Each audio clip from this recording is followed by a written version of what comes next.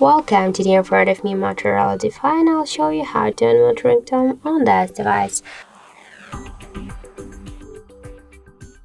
So let's just first open the settings application, and after that tap here on the sound settings.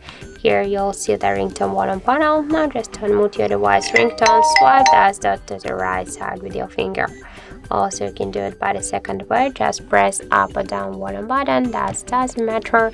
And after that, click here to the settings icon. You'll see here the ringtone button panel. Just by the same way, hold for a while and drag this blue dot to the right side with your finger, then just click here to done and you'll save all the changes.